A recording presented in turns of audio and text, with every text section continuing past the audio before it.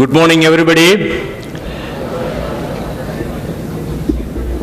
My dear children, we are going to create a record.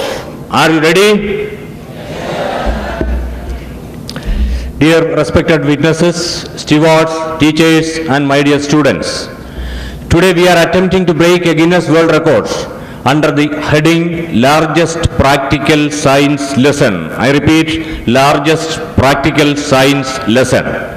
The existing record is 1,339 students created by Royal Society of Chemistry. A very warm welcome to all for this mega event. As per the guidelines, let me give an introduction. As per the guidelines of Guinness World Records, there should be 2 independent witnesses to certify the activities going on here. In addition to this, we have a specialist independent witness who is an expert in this subject.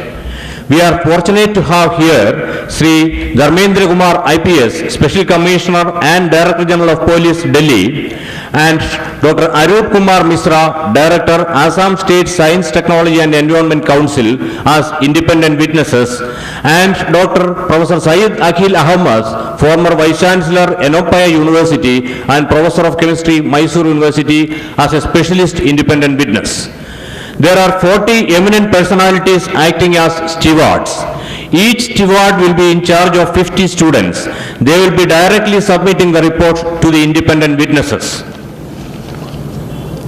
The independent witnesses will also record the actual time of the lesson with the aid of a stopwatch, accurate to 0.01 seconds. As all of you know, counting of the students was carried out by the pre-approved wristband method. The seating of the students in the venue is as per the pre-approved layout, and the lesson will be based on the pre-approved lesson plan. There will be 3 qualified and experienced instructors: Dr. Anita I, Associate Professor, Maharajas College, Ernakulam, India; Ms. Ammur Rosin Jose, Research Fellow, Cochin University of Science and Technology, Kochi, India; and Ms. Shalini Menon, Research Fellow, Cochin University of Science and Technology, Kochi, India. Ms. Shalini Menon will handle the lesson covering the theory, principle and applications of catalysis based on the pre-approved lesson plan. 2 selected experiments, the Fendon's reaction and also the elephant toothpaste experiment, illustrating the effect of a catalyst, will be demonstrated by the other 2 instructors, and the students will do the experiment by themselves. While doing the experiment, students are expected to get an idea of good laboratory practice also. The event is coordinated by me, Professor K. Girish Kumar, and also by Dr. Aravind C. Renade.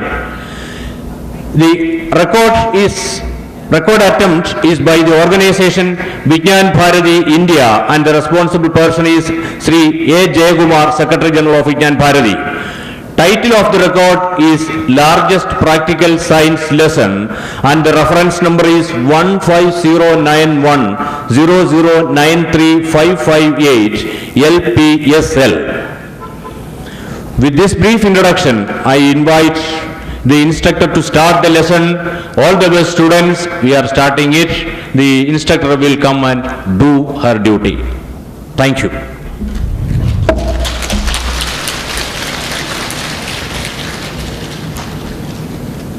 Here we begin the lesson. The lesson starts now. Namaste or Suprabhat, my dear friends. Hope you're having a great day. Are you? If not, don't worry, it's going to get really amazing in the next few minutes. Today we have gathered here to make history. Less than 1% of the world's population has been fortunate enough to be a part of the Guinness Book of World Records. And today, we are going to try and break into the privileged category. So friends, get ready to break some records and reach the top of the world. Before we move on, please keep in mind the wise words of Helen Keller when she said, "Alone, we can do so little. But together, we can do so much." With that, we begin the lesson. In today's lesson, we are going to discuss about what a chemical reaction is, about catalysis, the different types of catalyst, catalytic promoters, catalytic poisons, and optimum temperature, hydrogen peroxide and its significance, and about the two experiments that we're going to perform today. Experiment number 1, which is the discoloration of methylene blue by hydrogen peroxide, and the second experiment, which is the decomposition of hydrogen peroxide catalyzed by iodide. So let's see what a chemical reaction is. For a chemical reaction to take place, the reactant molecules must collide with each other, and the collision of these molecules provides kinetic energy to break the necessary bonds of the reactant molecules so as to form the new bonds of the products, right? And for a chemical reaction to take place, it is not just the kinetic energy that you require something else, which is also called as the activation energy. Now, what is activation energy? Let's see. Just like how your teachers and your parents give you a push from behind, asking you to sit and study, for a chemical reaction also you need to give a push to kickstart the reaction and to carry on this process spontaneously. Now, that energy required to kickstart a chemical reaction is called as the activation energy. And higher the activation energy means that reaction requires more energy to kickstart than the reaction with lower activation energy. Now, coming to the topic catalysis. To know more about catalysis, we need to ask ourselves 3 important questions like what is a catalyst, how a catalyst works, and where catalysts are used in everyday life. So these are the 3 important questions in catalysis, like what is a catalyst, how does a catalyst work, and where catalysts are used in everyday life. Firstly, what is a catalyst? A catalyst is something which alters the rate of a chemical reaction, but at the end of the reaction, it has the same mass as it had in the beginning of the reaction. This means that the catalyst is not used up in the reaction. However, it must take part in the reaction, or we might as well not have it there at all. So coming to the next question, question number 2, which is how does a catalyst work? A catalyst works by providing an alternative pathway for the reaction, which has lower activation energy than the pathway without the catalyst, as you can see there. Now I can show you the energy diagram for the reactions with the catalyst and without the catalyst. The blue pathway is the energy profile for the reaction without the catalyst, whereas the red pathway is the energy profile for the reaction with the catalyst. And as you can see there, with the catalyst, you require lower activation energy than the one without the catalyst. And as a result of the activation energy being lower, there are more and more molecules with the required activation energy, and so more fruitful collisions will occur per second, resulting in a faster reaction rate. Coming to the third question, there are catalysts used in everyday life. Most manufacturing processes are exothermic in nature due to economical reasons, and the heat given out is used to maintain the operating temperature of the reaction. And exothermic reactions, as we all know, cannot take place at high temperatures because the yield will be too low. So, in order to increase the rate of such exothermic reactions, what can we do? We will have to add catalyst. We cannot increase the temperature and increase the rate. Instead, we'll have to add a catalyst to increase the rate of such exothermic reactions. Now we'll see 2 important manufacturing processes that uses catalyst, the Haber process and the contact process. The Haber process, which is used in the manufacturing of ammonia, used mainly in fertilizers, uses the catalyst iron, Fe. And to it we also add potassium oxide, which acts as a promoter to increase the efficiency of the iron catalyst. Coming to the contact process, which is used in the manufacturing of sulfuric acid, used mainly in fertilizers and detergents. Here, the catalyst used is vanadium 5 oxide, or what we call as vanadium pentoxide. Now, catalysts are also used in catalytic converters in vehicles. Now what they do is, they remove the toxic exhaust gases by converting them into harmless products. Now to recap, catalysts are substances which alter the rate of a chemical reaction without themselves being used up in the reaction. And how do they work? They work by lowering the activation energy. And catalysts are used in the Haber process, the contact process, and also in catalytic converters. Got it? So moving on to the next topic, the different types of catalysts. Catalysts can be classified on two bases, based on the phase and based on the rate of reaction. On the basis of phase, catalysts are classified as homogeneous and heterogeneous catalysts, and based on the rate of reaction, they are classified as positive and negative catalysts. So let's see in detail. To know about homogeneous and heterogeneous catalysts, you firstly have to know what is a phase. What is a phase? In a mixture of components, if you can see a distinct boundary between the two components, we say that those two components are in two different phases. But if they are miscible, we say that they are in a single phase, right? As you can see there on the figure, the first one is a liquid and a solid phase, and you can see a distinct boundary between them. So we say that those two components are said to be in two different phases, whereas the second one, it is in a single phase because they are miscible. Coming to the third case, you can see two liquids which are immiscible, maybe like water and oil. So they are said to be in two different phases or a single phase. They're said to be in two different phases, right? So that's about phase. Now let's see what's homogeneous and heterogeneous catalysts. Homogeneous, from the word you know, when the reactants and the catalysts are in the same phase, that process, that catalytic process is called as homogeneous catalysis.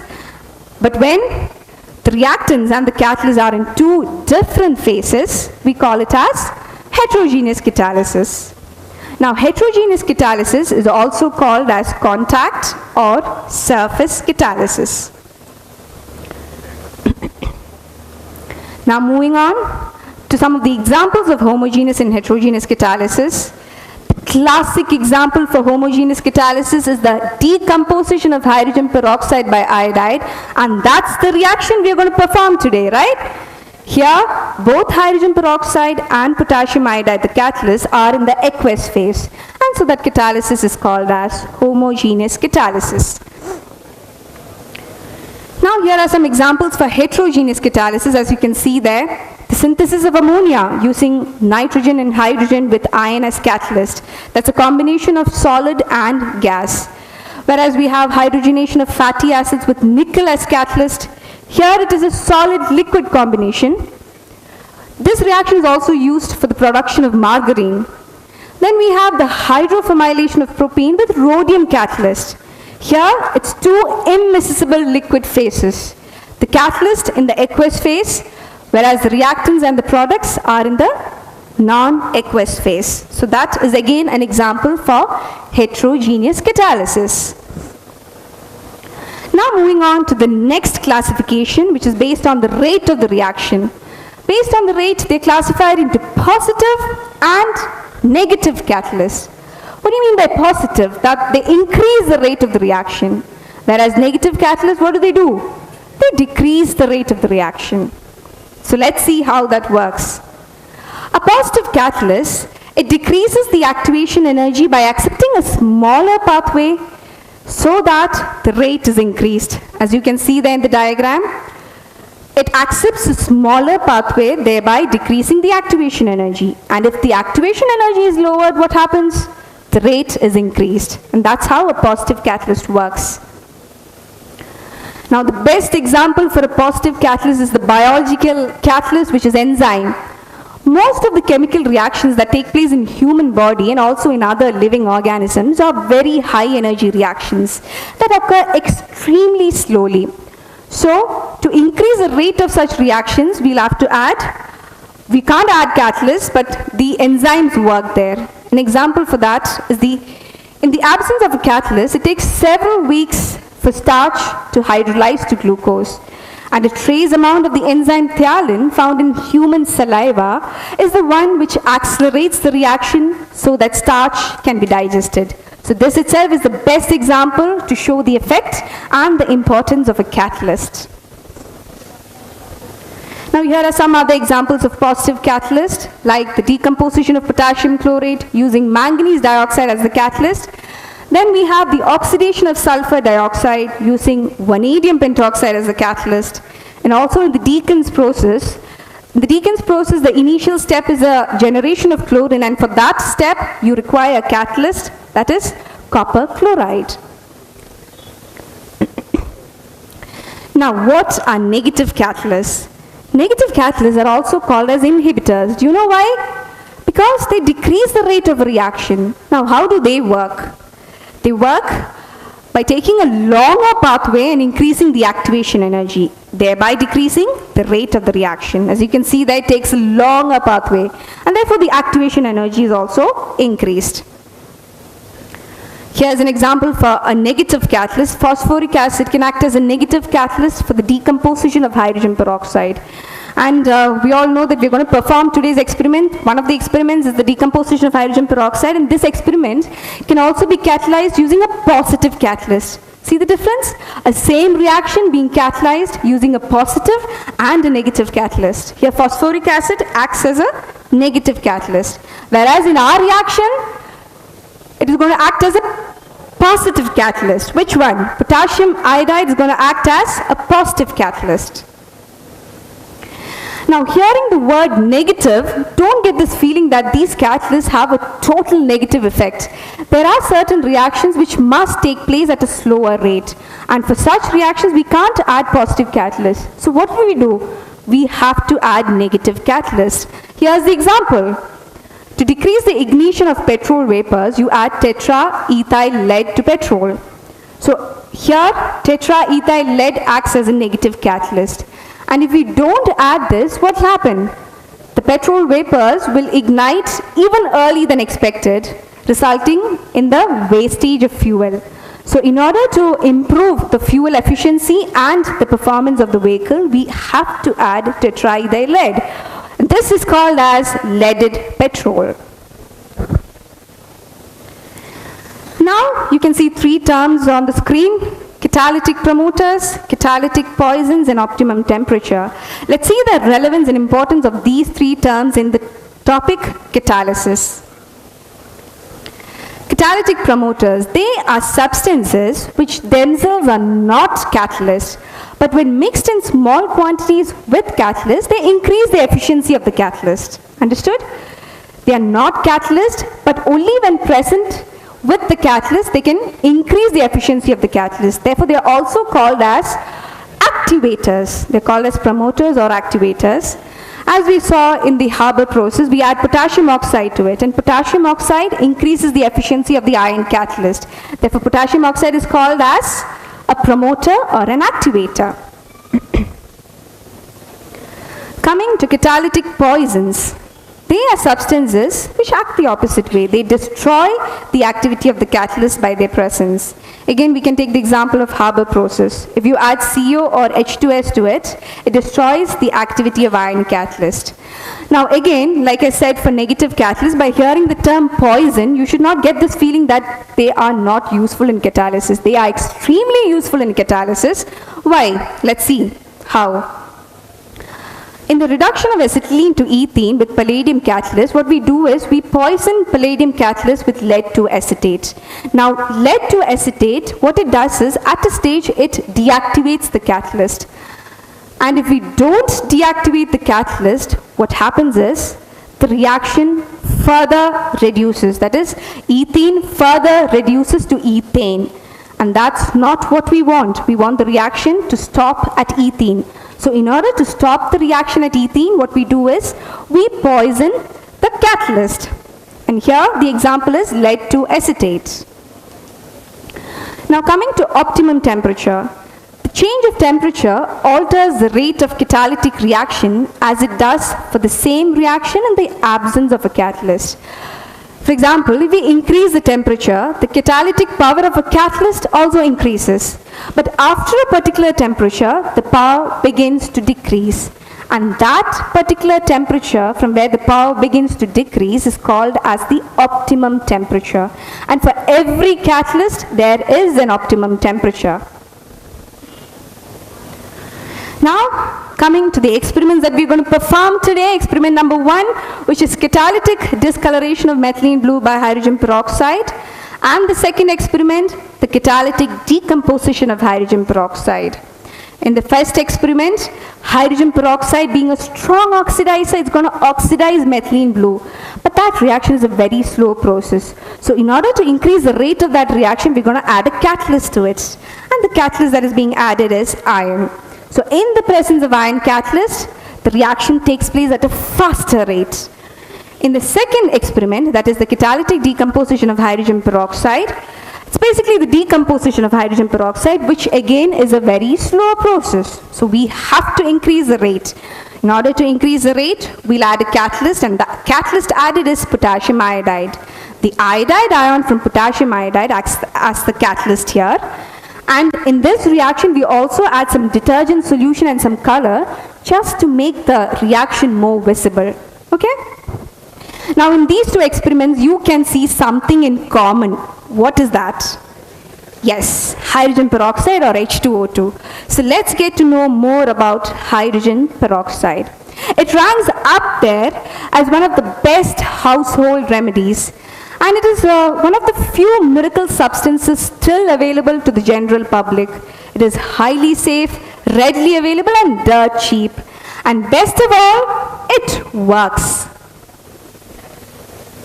Hydrogen peroxide can put extra oxygen into your blood. So if you can get oxygen into the blood cheaply and safely, maybe diseases like cancer, which doesn't like oxygen, and also emphysema, AIDS, and many other terrible diseases can be treated effectively. Now, intravenous hydrogen peroxide can rapidly relieve allergic reactions, influenza symptoms, and acute viral infections. And because of all these medical advantages of hydrogen peroxide is also called as a medical miracle. Now, did you know that you probably had your first sip of hydrogen peroxide shortly after you took a first breath? Yes, that's right. The mother's milk, especially colostrum, contains high concentrations of hydrogen peroxide. And the main function of mother's milk is to activate or stimulate the immune system in infants. And the fact that it contains abnormally high concentrations of hydrogen peroxide definitely makes sense. Hydrogen peroxide was first described in 1818 by Louis Jacques Thénard. It is a colorless liquid. It acts as a strong oxidizer, a bleaching agent, and also a disinfectant. And when present in the concentrated form, it is used as a propellant in rockets. Now, you can see some of the reactions of hydrogen peroxide. Hydrogen peroxide undergoes decomposition reaction, redox reaction, organic reaction, and also it can act as a precursor for other peroxides. The decomposition reaction of hydrogen peroxide is a very common process. As you can see there, hydrogen peroxide decomposes to form water molecules and also oxygen. But like I said before, this process is a very slow process. So in order to increase the rate of this reaction, what can we do? We can add a catalyst to it. Now, we know we have two experiments for the day, and in both the experiments we have hydrogen peroxide in common. In the first experiment, the hydrogen peroxide is going to act as a strong oxidizer, whereas in the second experiment it is going to decompose. Let's see how. The first experiment, which is the discoloration of methylene blue by hydrogen peroxide. This reaction is also called as Fenton's reaction. It was discovered by Henry John Holtzman Fenton in the 1890s, and the classical Fenton's reagent is hydrogen peroxide combined with an iron catalyst. Fenton's was not widely used until 1930, when the reaction was suggested by Haber and Weiss. They postulated that the successful reaction generates the highly reactive hydroxyl radical, the OH radical. As you can see there in the diagram, Hydrogen peroxide in the presence of iron catalyst produces the powerful oxidizer hydroxyl radical. And Fenton's reagent has been widely used to destroy organic compounds. Now, what's the chemistry behind this reaction? Like I said before, hydrogen peroxide being a strong oxidizer, it can oxidize methylene blue. But that reaction is going to be very slow. So we add a catalyst to it, and the catalyst added is Fe2+. And hydrogen peroxide oxidizes methylene blue at a faster rate in the presence of Fe2+, resulting in the discoloration of methylene blue. And it is the strong oxidizing property of the hydroxyl radical that causes the degradation of the dye. Now, here are some of the applications of Fenton's chemistry.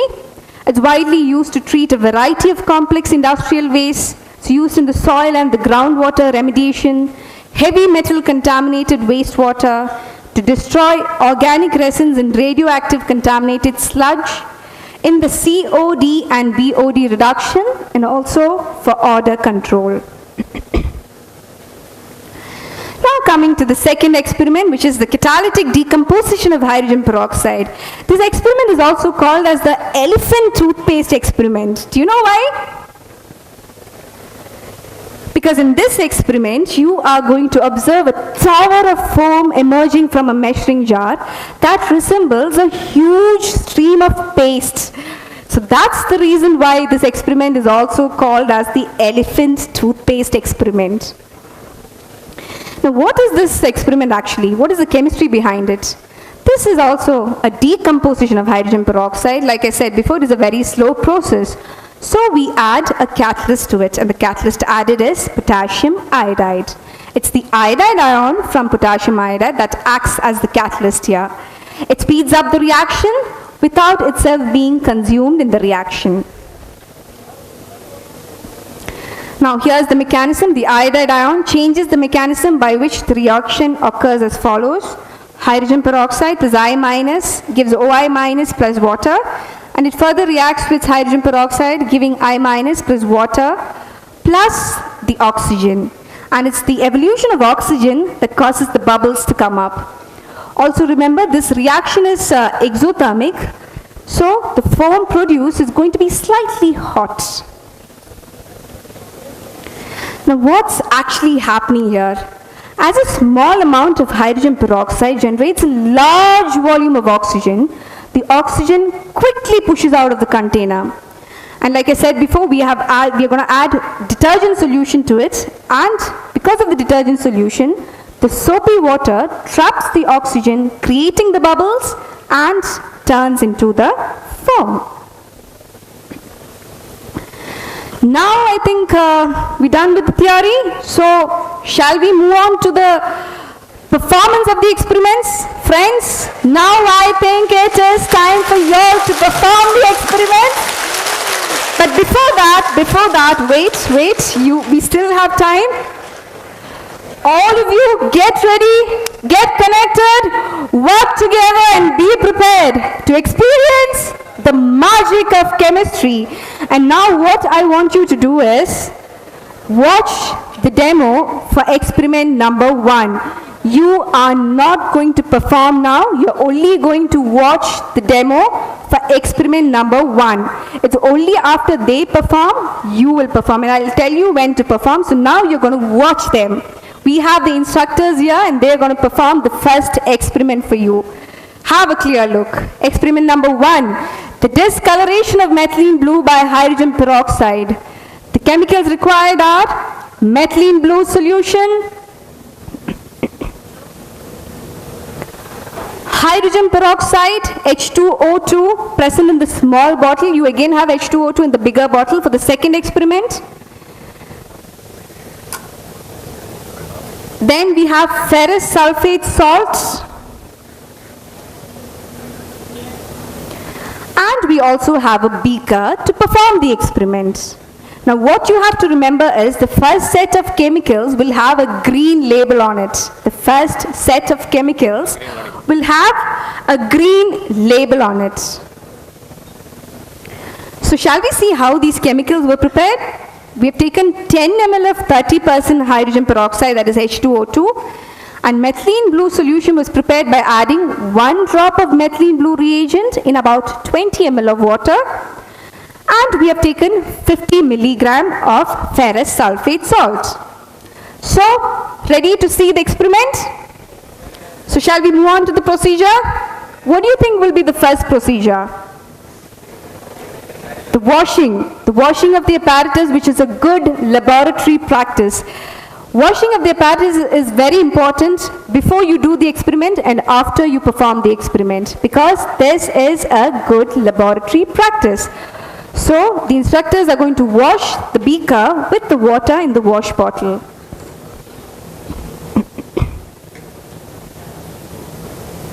Just swirl to make sure the beaker is clean and empty the contents into the bucket available next to you. Here we're going to drop it down because we have the bucket down there. So moving on to the procedure, step 1. Take the methylene blue solution into the beaker.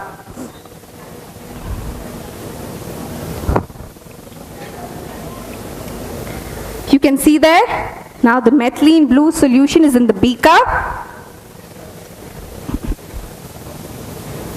Shall we move on to the next step? Step 2. Add the given H2O2, the hydrogen peroxide, to this methylene blue solution.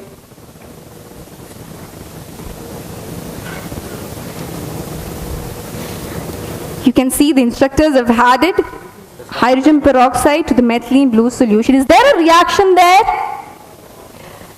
Actually, there is a reaction there, but the process is very slow. It's just that it's not visible to us. So what do we do to increase the rate of the reaction? We are going to add the catalyst, which is step 3. Now add the given ferrous sulfate salt to this solution and swirl well. Yes. Now you are going to observe a rapid color change. Why is it? It's because of the presence of the iron catalyst. It increases the rate of the reaction, and hydrogen peroxide oxidizes methylene blue at a faster rate in the presence of the catalyst, Fe2+. So now, are we done with the reaction? No. We have one more step there, and what is that? The cleaning part. Again, a good laboratory practice. They're going to empty the contents of the beaker into the bucket, which is there next to them, and wash the beaker with the water in the wash bottle.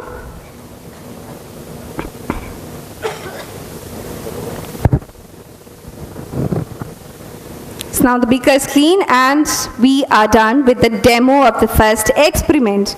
So what they're going to do is keep the first set of chemicals aside.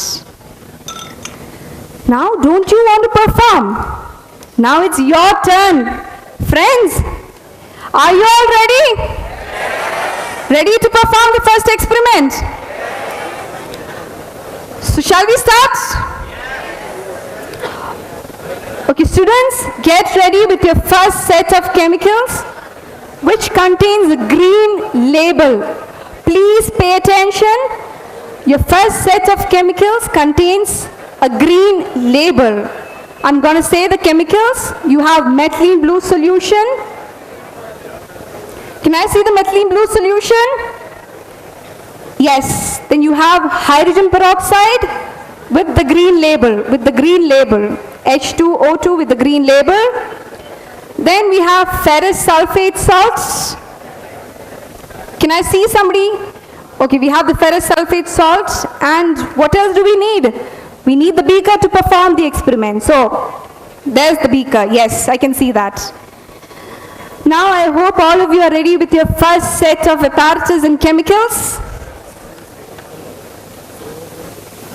Students, you've been sitting for quite a long time, so can you all stand up? We're going to perform the experiment. You're not going to sit down. Stand up and be active. You are going to do the first experiment now. So be ready. We're moving on to to the first step, which is the cleaning part.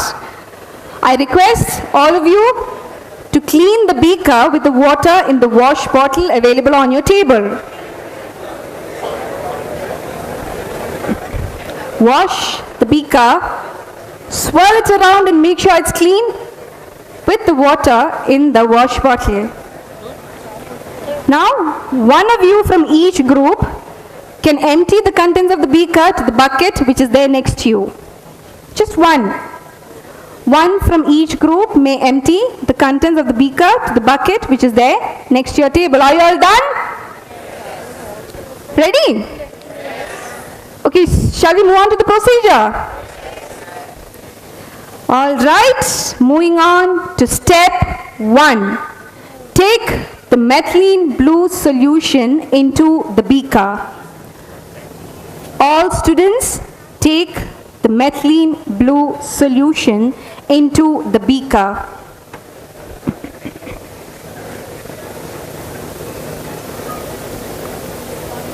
Can I see there up? Can I see the methylene? Okay, all of you have taken the methylene blue solution into the beaker? So shall we move on to the next step? Your step 2. Add the given hydrogen peroxide, that is H2O2 with the green label, to this methylene blue solution. Add H2O2 to this methylene blue solution. Please make sure you have taken the one with the green label.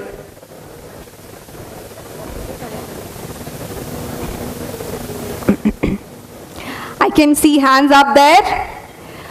Now swirl well, see if there's any change.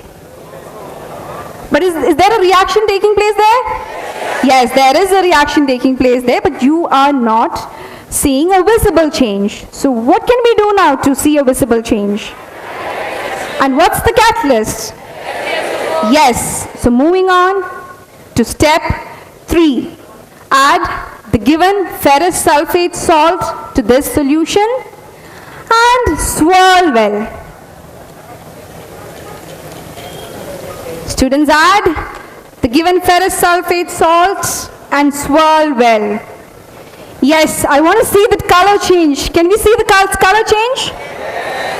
Is there a rapid color change? Or is it still the blue color that you're seeing? No. We have observed a rapid color change. Why is it? It's because of the presence of Fe2+, which acts as a catalyst here. What does it do? It increases the rate of the reaction. Which reaction? The oxidation of methylene blue by hydrogen peroxide. So are we done with the first experiment? No, you still have one duty to do. What is that? The washing part. Yes, the good laboratory practice. You should never forget this. Empty the contents of the beaker to the bucket which is there next to you.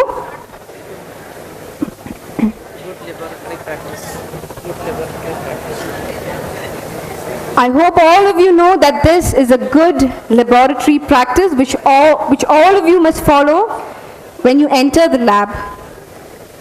Now wash the beaker with the water in the wash bottle. And once again you can empty the contents into the bucket which is there next to your table.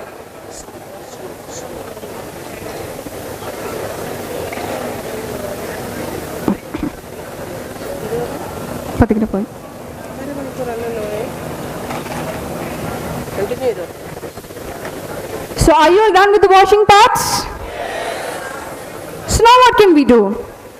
Move on to the second experiment. Are you going to perform or the official instructor is going to perform? We'll see the demo for the second experiment. But before that, you have one more duty to do. You'll have a student report. You're supposed to write down the student report, which is going to look like this. You have a student report with you. Each and every one of you must write down the student report. In the student report, you're supposed to write down your name, your class, your school, and your observation of the first experiment, just the first experiment, and also write down the conclusion of the first experiment, leaving space for the second experiment. Now you can sit down.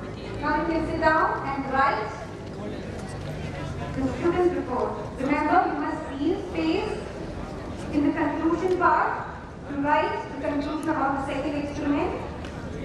Your student report is with you. You must write down your name, your class, your school, your observation for experiment number 1, and your conclusion for experiment number 1. But note, you must leave space to write down the conclusion for experiment number 2 also.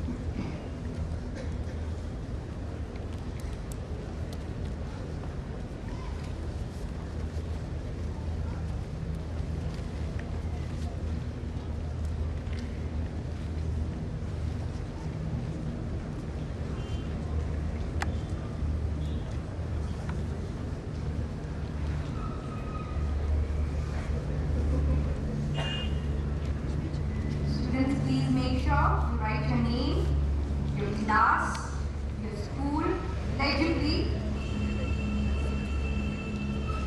Write it neatly. Write down your observations for the first experiment and also the conclusion for the first experiment, leaving space for the second experiment's conclusion.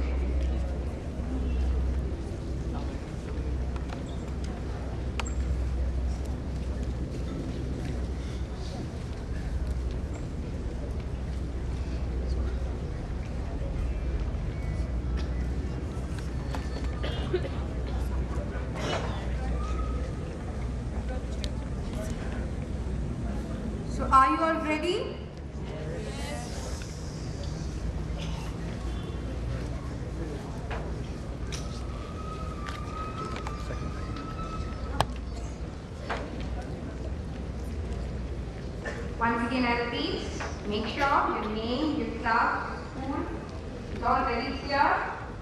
And write down your observations for experiment number 1 and your conclusion for experiment number 1, leaving space for experiment number 2.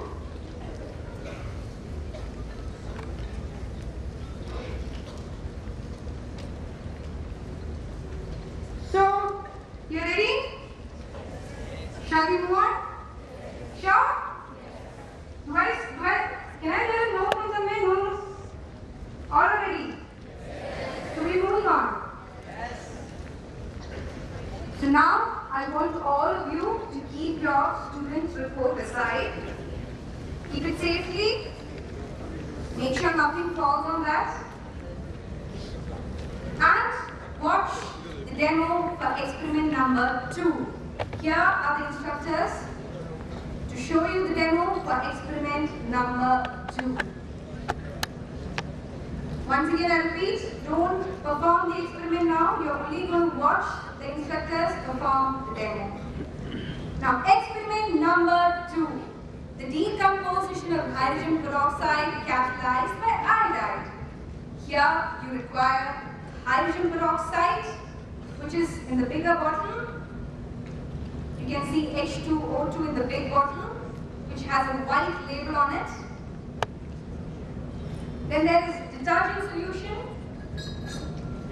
again having a white label. Then we have food color. Here we have 2 colors, but you will be having, either you will be having one color or you won't be having a color. So hope you all know that. Then we have Ki solution, potassium iodide solution. And one more thing, what is that? Measuring jar to perform the experiment. Now let's see how these solutions were prepared. We're taking 50 ml of 30% hydrogen peroxide solution and the detergent solution. We've taken 10 ml. This was prepared by dissolving 12 grams of the detergent in about 250 ml of water. Then the food color, we've taken 5 ml of food color. And potassium iodide solution is about 10 ml of 20% potassium iodide solution. And this was prepared by dissolving 2 grams of potassium iodide in about 10 ml of water. So, moving on. The first step, the good laboratory practice. We're going to clean the measuring jar with the water and the wash bottle.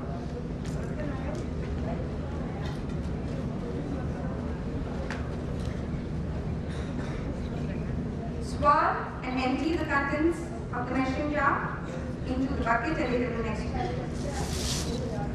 So now the measuring jar is ready. So moving on to the procedure. Step 1 for the second experiment. Pour the given H2O2 solution into the measuring jar. The instructors are pouring hydrogen peroxide solution into the measuring jar.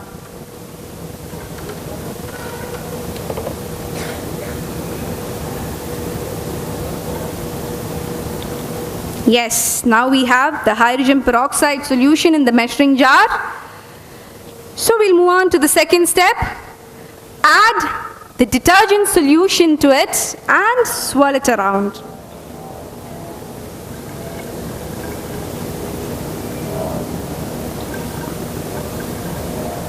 Now we have hydrogen peroxide and also the detergent solution in the measuring jar and they're swirling it around.